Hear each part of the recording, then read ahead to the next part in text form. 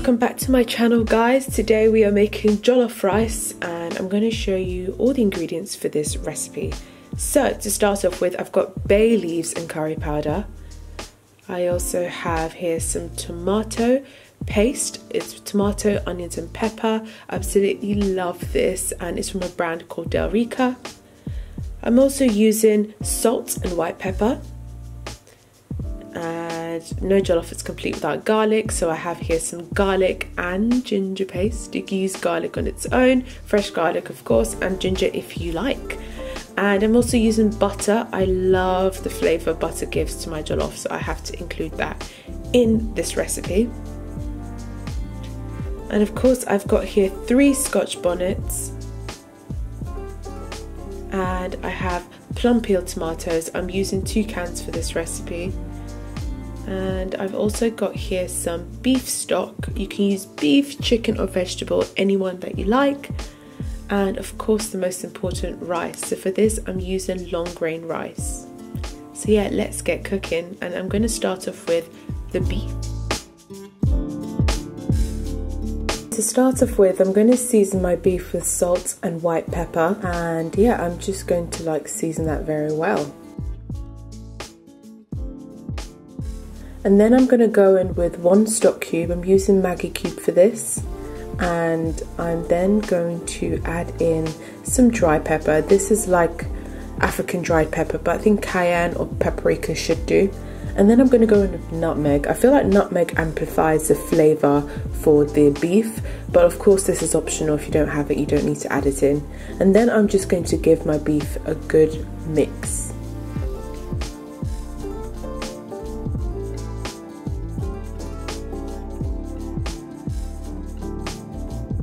Then I'm going to slice my onions. This is going to be for the jollof and also the beef.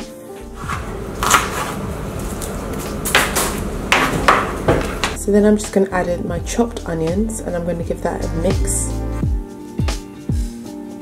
And then I'm going to add in some chilies. I'm using Scotch bonnet for this. And there you have it, guys. This is what it should look like. And then we are then going to steam it in a pot. This is going to create a really nice stock, but also soften the beef before we fry it.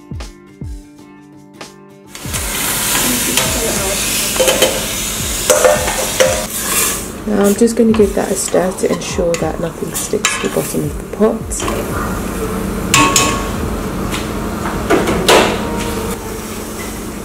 So look at it bubbling away. And then I'm going to add in about half a cup of water just to ensure that the beef does not dry or burn. And yeah, so let's get started on the jollof.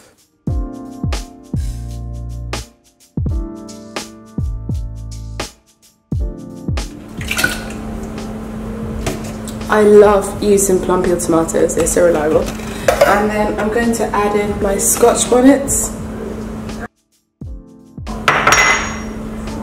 And you can also add in some onions at this point, but I have like an onion and pepper tomato paste, so I don't want it to be too oniony.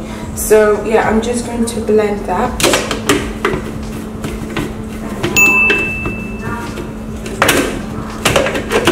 Yo guys.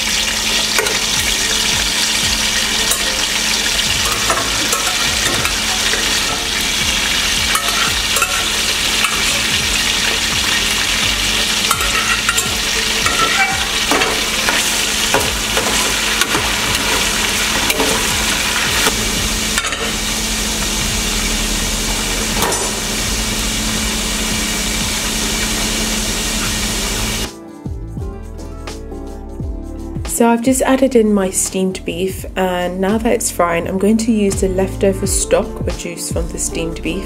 and I'm going to add it to the stock that I already have. Now this makes a great stock, and if you want to use it on its own, just boil large batches of meat and store it. You can put it into your soups and your stews. And I'm just going to check on the beef to ensure that it doesn't burn. That's very important, guys.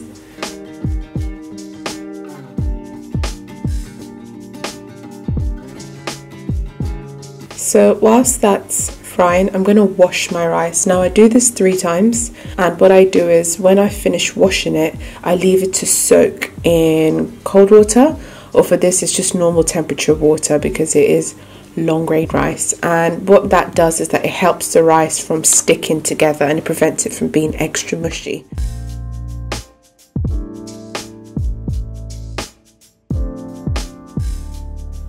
So now I've taken out my fried beef, as you can see here, and I'm going to use the same oil that I used to fry my beef to fry the onions and use it as a base to the jollof.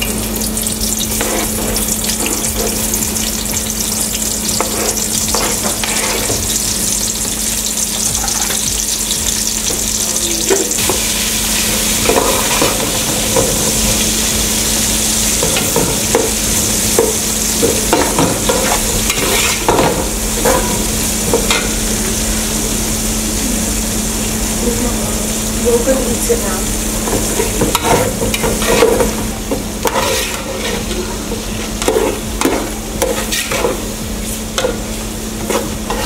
I'm going to add in some salt and white pepper. Let's give that a stir. And then I'm going to add in my curry powder. And now in goes in the tomato, onion and pepper paste.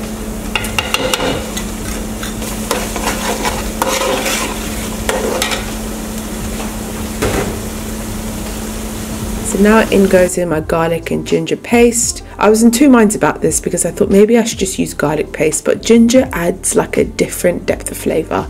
And then as you can see, I just added in my bay leaves, and then I'm about to add in my blended tomato mix. But first I just have to check on those onions to ensure that they are not burning or sticking to the bottom of the pan. Oh, and guys, I forgot to say, you need to add dry thyme. Of course you need thyme, literally. So in goes in my blended tomato mix, and yes, this is it bubbling away. I usually leave this to like simmer for about 20 minutes, and then I add my rice.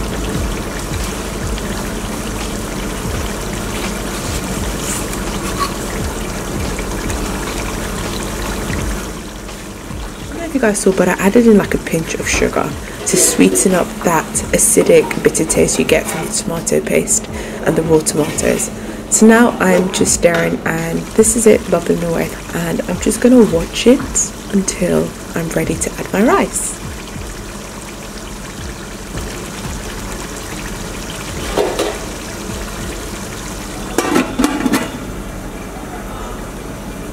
So now that my tomatoes have simmered for about 20 minutes, I'm now going to add in my washed rice.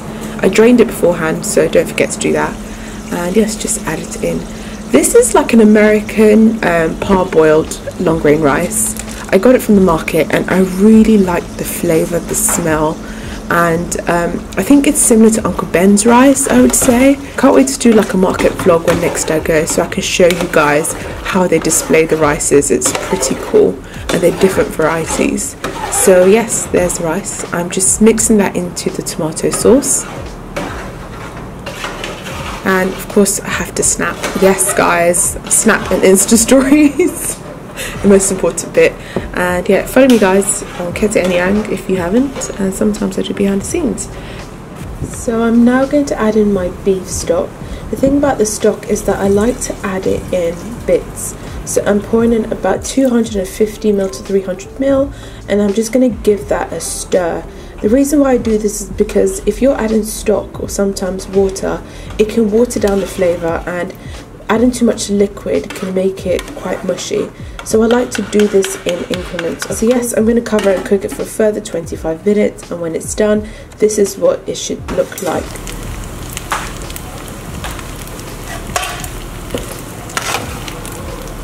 So now I'm just going to make a little circle in the center of the pot, and I'm going to pour in a tiny bit more of the stock, so another 250 ml, and then I'm just going to mix the jollof into that and cover it lightly. At this point, the stock starts to really infuse the rice and steams it as well. So yes guys, when I first started making jollof, I used to add in so much liquid, and it used to make my jollof very soggy. Just taste to see if it needs salt, and I think it needed a bit of salt at this point. But yes guys, this is where I used to get it wrong, because I used to add so much liquid and it just used to come out mushy. But it's all about patience, and it's all about bit by bit, and I do this because sometimes I don't know what exact quantity I need, but I'm going to leave all the details down below. So yeah guys, I'm just going to mix that in, and when this is done I'm going to cover it and I'm going to leave it to steam for like a further 15 minutes or so.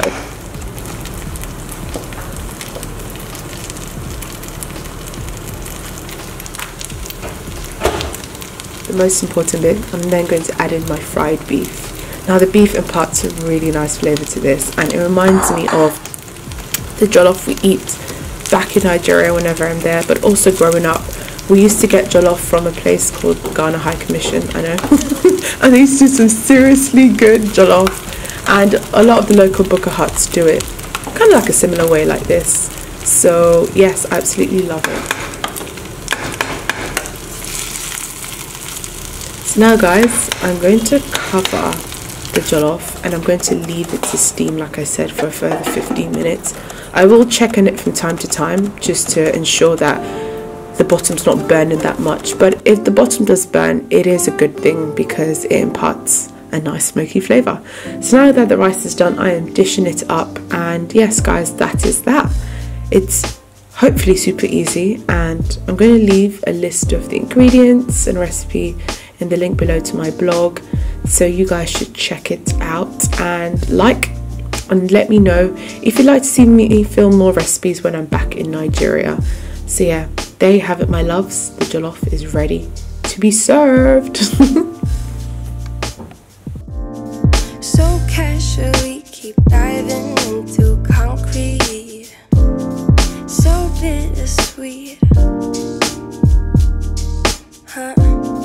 Keep losing sleep while driving in the backseat. What's left of me?